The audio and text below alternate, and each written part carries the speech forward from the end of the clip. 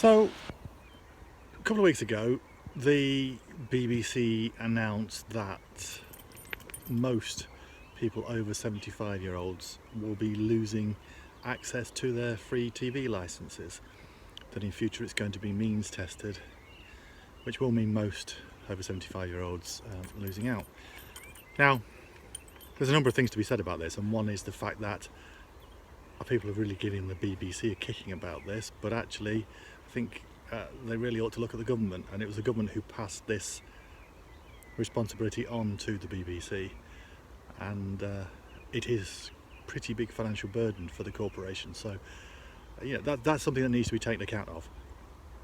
But and the BBC are doing this to try and make up the shortfall in the budget, and some people have made the link with the fact that the BBC is investing in trying to attract younger viewers and listeners because they're losing out that demographic to the likes of Netflix and YouTube.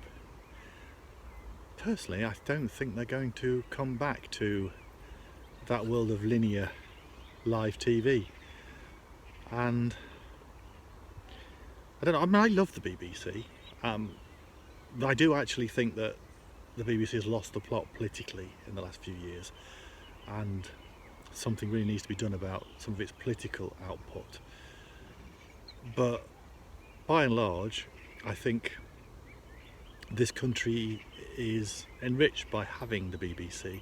I've been to other countries and you see the diet of relentless commercials, and I think, well, I don't want that in my country.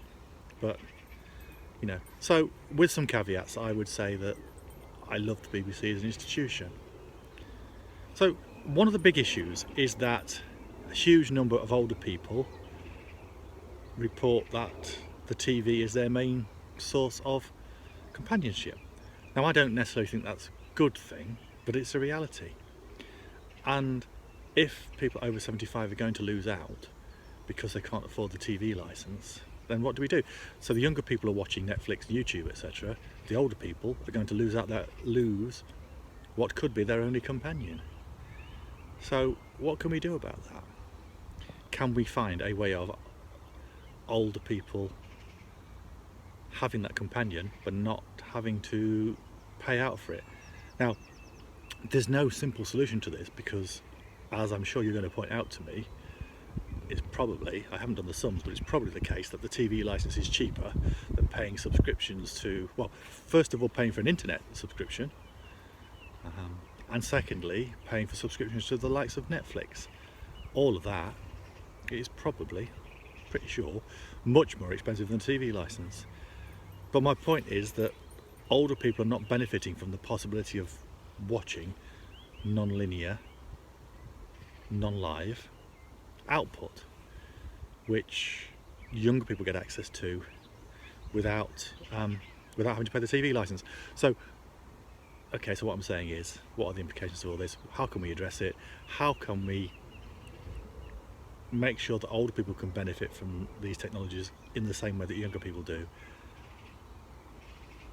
And also, I think more importantly still, how can we help older people to make real friends rather than having to rely upon that glowing box in the corner of the room? Anyway, I'm just posing these questions as a bit of a discussion starter. What do you think? What can we do? Is there nothing we can do? Let me know. While you're here, I'm getting closer every day to the magic 1,000 YouTube subscribers, which I need to restore functionality of my channel. So please, if you're not already subscribed, go down below this video, hit that subscribe button. Please, I'm getting so close now. Please subscribe if you can. Please share this video. Please like this video if you like it. Please share it with your friends and contacts. Thanks for watching.